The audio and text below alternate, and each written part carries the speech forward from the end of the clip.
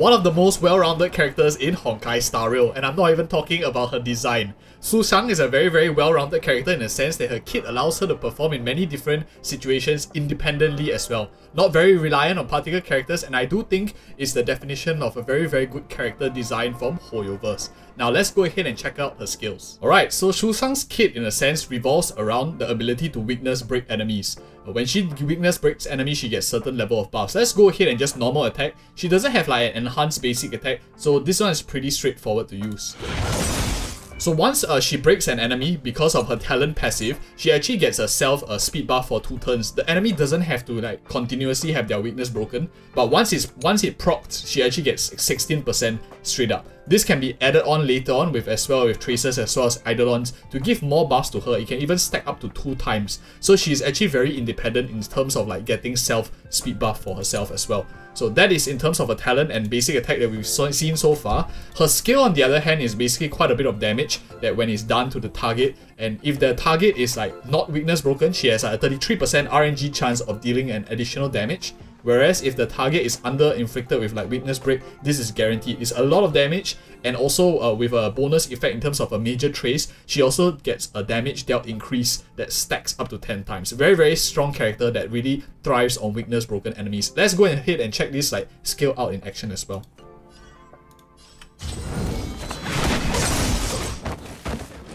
So as we can see here, once she uses her E, she actually gets this first sword stance damage of 2%. If you rewind a little bit, you can see the additional swords that come out on the end, and other than the damage over time DOT from physical weakness break. So she is also like playing around a lot on not only just weakness breaking, but it also deals a little bit of DOT from the physical weakness breaking effect as well. Plus also with her sword stance skill in terms of this ability is guaranteed to trigger, so a lot of additional damage and benefits that come for weakness breaking the enemy. Not to mention she also gets this like additional speed boost that continuously refresh as long as you are able to keep the weakness break uptime up on her as well. Very strong, and that's not even the best part about her kit. Other than that, we will also see this ultimate ability that we can see here, that the moment she casts her ultimate, it deals like a huge amount of damage and also advances her immediately forward. And it also increases like her skill damage and has more chances to proc that sword stance as well. So let's go ahead and check it out.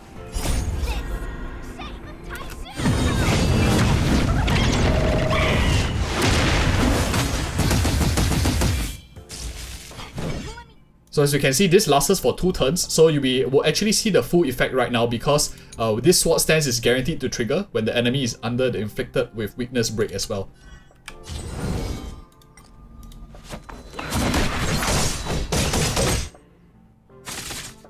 Of course, this is currently at E0 Sushang. I'll be explaining a little bit more as well as we go into Eidolons. She's a very strong character that also has a lot of benefits elsewhere as well. So kind of understand the kit. Now let's go in terms of like tracers and explain a bit more in terms of priority of tracers as well as going into the Eidolons too. In terms of tracers priority, Sushang is actually a character, since she's a DPS, she likes all 4 of like the central major tracers to be leveled up equally. If you really had to pick and choose, I would say basic attack is the lowest priority because she does like to use her skill quite a bit to get this additional 33% chance of proccing sword stance.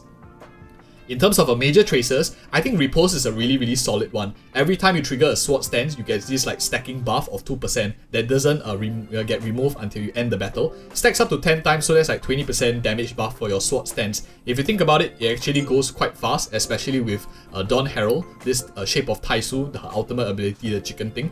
And she gets 2 sword stands basically every time thereafter, and she gets her action advance immediately, so it procs very quickly in terms of the max stacks she can get. Her other trace right here, in terms of this bonus ability, whenever she's like 50% and lower, she also has a reduced aggro drawing, which is really helpful. Even though like she doesn't have detriment in order like getting hit sometimes, she's quite independent because she doesn't really need a shielder in that sense, but she doesn't have any negative effects if she gets hit. This is just nice to have because it reduces the amount of damage she takes as well.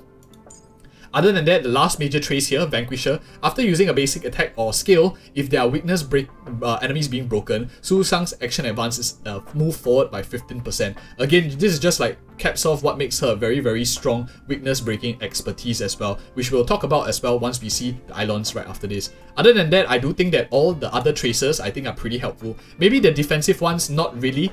Defensive ones does help in a situation where there are enemy does AoE attacks, as she does have a bit of reduced aggro. But overall, definitely want to focus on more of the offensive stats first. As you can see, I just went ahead with the defensive ones. I didn't mind her taking a bit of damage, can fit into most teams quite well as well.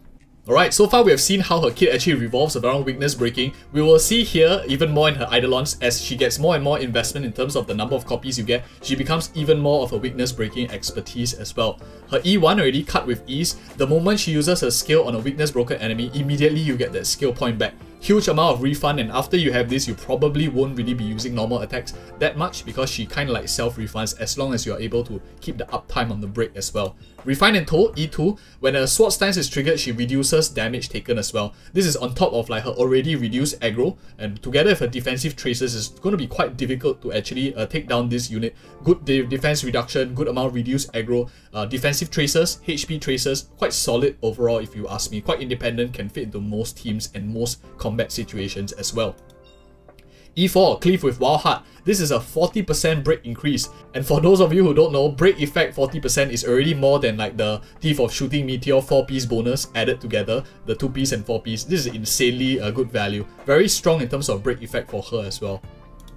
And of course, last but not least, we have E6. This one is probably her strongest Eidolon, because Talent Boost is now stackable and can stack up to 2 times. Currently I have it at like 16% plus, but once you have it at max, it likely can go probably maybe 20%, and that is like almost a 40% speed boost in terms of stacking 2 times. Very, very strong. And the moment you start battle, she already gains like a solid 20 speed boost as well. And for example, if we like see her overall stats here, right, we go into this menu, she already has a pretty high base speed, so a 40% increase I think is really, really massive, really significant. It probably is makes her the second fastest hunt DPS we have right now as of 1.0 as well.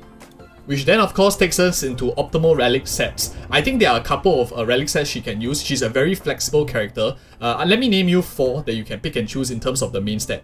The first one that a lot of people will be thinking about is Champions of Streetwise Boxing. She does attack quite often, and maybe she doesn't get hit as often reliably, stacking up to 5 times as well. Together with her action advanced ability in her ultimate, you can get quite a lot of these max stacks as well to get both physical damage as well as attack bonus boost. Very strong as well. For those of you who don't have this, you can use the Musketeer of Wild Wheat. She does like a little bit of speed increase, although she doesn't use basic attack damage as much as her skill, but this is still pretty solid stats in terms of like attack and speed if you don't have time to farm the physical domain.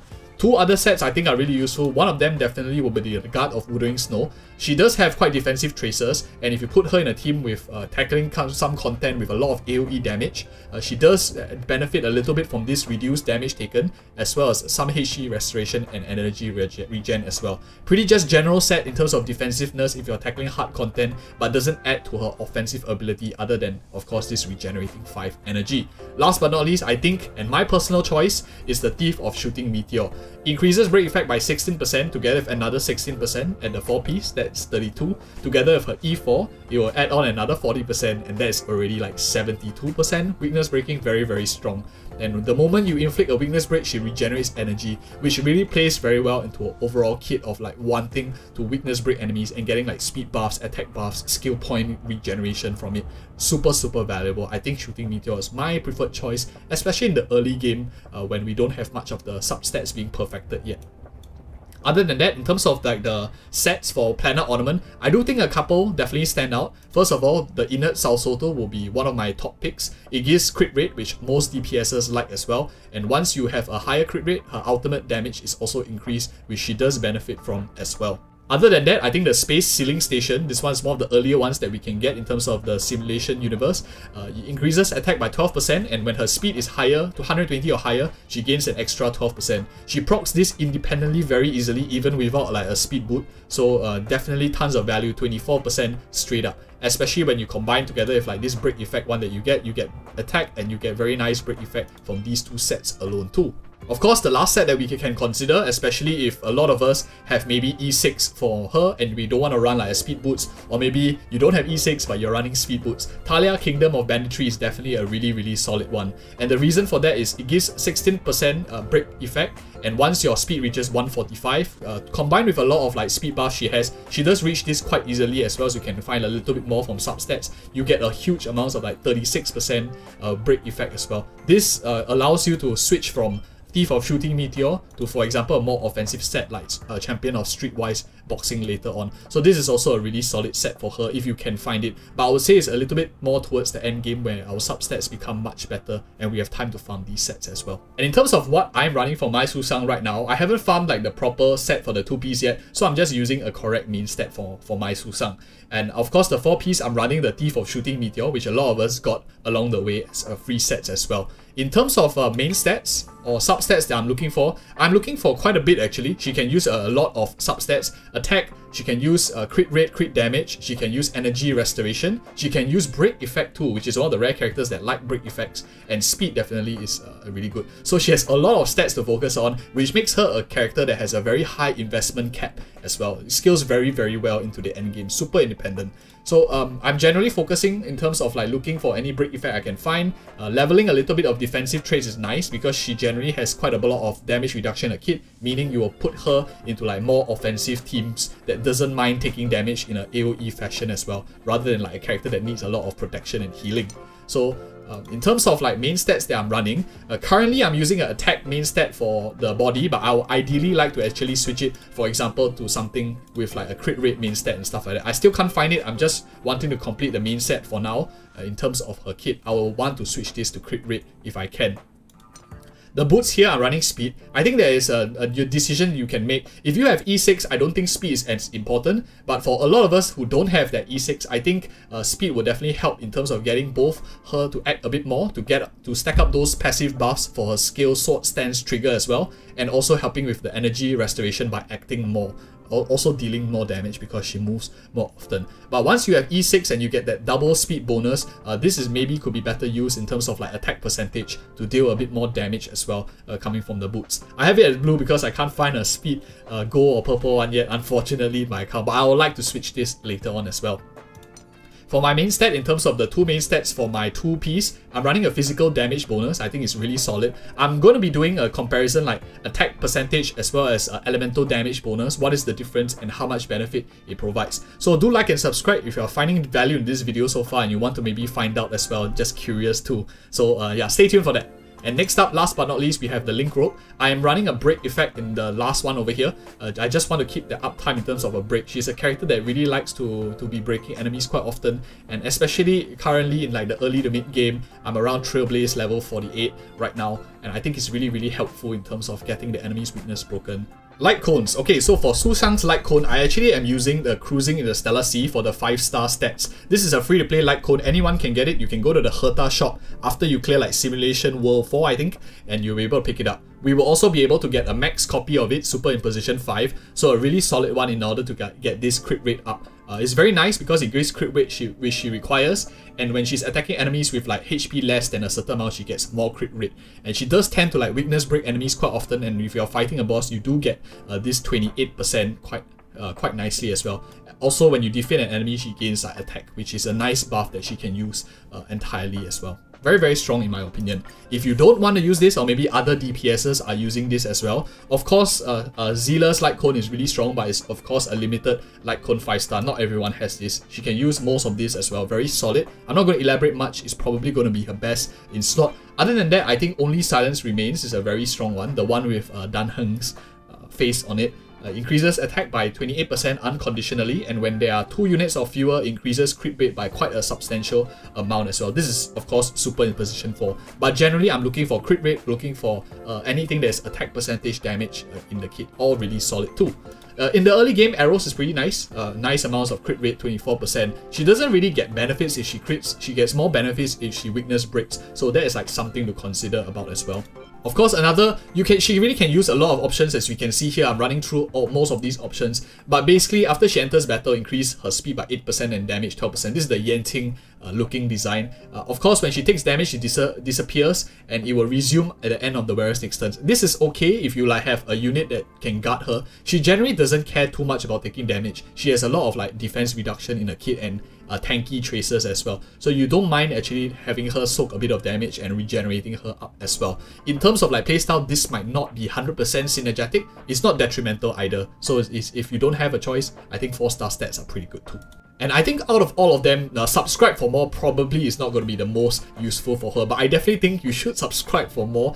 But why it's not very important is because effect increases by extra 24% when wearer's current energy reaches its max level. Most of the time when you have her burst up, you want to use her burst as soon as you can because it gives you the extra additional attack. What this means is you're basically going to be having this increased damage in terms of basic attack and skill by 24%. It's still very substantial, but a lot of her damage definitely comes from her burst, and you don't want to be like wasting turns attacking when she's at full energy to not get additional regeneration on her ultimate as well. So just some stuff to consider. And last but not least, of course, swordplay, her one with her own icon as well. For each time she hits the same target, damage is increasing by 10%, stacking up to 5 times. I think this is really, really solid, especially if you are going after one big boss, which of course is Sushang's icon. Definitely pretty solid for her. 50% damage dealt increase, very, very solid. Nothing to be slapped on as well. I'm of course using the 5-star Lightcone for the 5-star stats, and it's just better for my account because I can just use it generically across like most characters of the Hunt class. But this is definitely something worth considering as well. And of course, the last Lightcone we want to talk about is a 5-star Lightcone for Yanqing. And of course, this one I don't have, but Sleep Like the Dead, this is the 5-star standard Lightcone. You can pick it up in the shop once you get 600 of that glitter as well. This is not telling you should or shouldn't, I'm just telling you whether it's useful for Sushang. In a sense, it increases her crit damage by 30%. Sushang generally doesn't have too much crit rate buffing in her tracers, so you do have a bit of, you need to find a bit of crit rate first in order to maximize this crit damage. When the wearer's basic attack or skill does not result in a crit hit, it increases their crit rate by 36% for 1 turn. She does proc this pretty often, especially since she has the action advance, so you can actually utilize this quite often, especially when she can loop through her turns quite well. I would say this is more like an endgame Lightcone for Sushang if you really wanted to upgrade like her current Lightcone in a sense, because crit damage is generally more of an endgame stat. And those are like some thoughts to consider. Now let's go into the team compositions we have for Sushang. Team compositions for Sushang. Sushang is actually a very, very versatile character. As we've seen in her overall kit, she does very well in like a solo weakness breaking environment. She can weakness break herself as long as there are physical enemies on the field that are weak to physical. She has speed bars for herself, so she isn't even relying on like characters, for example, like Asta, which other characters need. Of course, she does well with additional speed, additional attack from the side is always very nice. And with her E1 as well, when she attacks like a weakness broken target, she gets a lot of her skill refunded as well. So she doesn't really contest in terms of the skill priority of overall targets, making her actually pair very nicely with skill point hungry characters like Asta. Or for example, if you wanted to run Ting Chue here as well, who also likes a lot of skill points. So of course, Ting Chue and Asta don't really work well together because they both demand skill points, but this is like an example of a situation where Sushang can really fit into either one of their team compositions pretty well because erudition characters are AoE, Hunt class specialists at single target as well. So those are like some things to consider, but generally you could run almost any other like erudition character in the last slot and will work really well with Sushang as well. I think she's a super versatile character. You can even swap, for example, Asta out, and you can put in a more defense breaking character like Pella here in the last slot if you wanted a bit more AoE damage. She doesn't have speed up for the team, but generally Sushang doesn't really care because she has like at E6 2 stacks of speed up. That's like almost a 40+% speed buff for herself without even needing like an additional support. Of course, if you slap on like Asta, it's gonna be like 70+, but it is what it is, very strong independently as well. I think this is a solid comp. She generally doesn't mind Natasha or any other healer because she doesn't have detriment in terms of taking damage. She has very chunky tracers, good amounts of defense, HP for trace, damage reduction as well. And of course, she also has a reduced aggro when she's dropping below 50%. She targets the other characters. This means that you generally don't also have to force yourself to run, for example, a character like Fire MC or Gepard who draws aggro towards them, because if you split up the damage evenly, Sushang is willing to take that damage and also be healed up later on. So this is an example of a team comp that I will have. Of course, stronger team comps will definitely be one with a very hyper carry nature in the last slot. I don't have Ting Yuan as of the time of recording, it's currently 1.0, but I think Ting Yuan is going to be a really solid pair for Sushang as well, because being independent on herself, she doesn't really care too much about getting a lot of buffs. This allows you to of course run a character like Ting Yuan in the buffing slot to buff a character like, let's say Zilla here is Ting Yuan. So Ting Yuan can buff Ting Yuan, and Ting Yuan will be able to do quite a lot of damage as like the hyper carry, while Sushang is just doing her own thing, being very independent as well. And you can have a little bit more like sustain in the last slot, for example, like Natasha here as well, who is also very independent. And all of them generally these two characters here are net neutral in terms of like skill points, especially with her Eidolon 1. So these are like some team comps to consider. If you like such content, do consider clicking on these two other videos right here as well for more build guide videos. Thank you so much for watching and see you in the next video.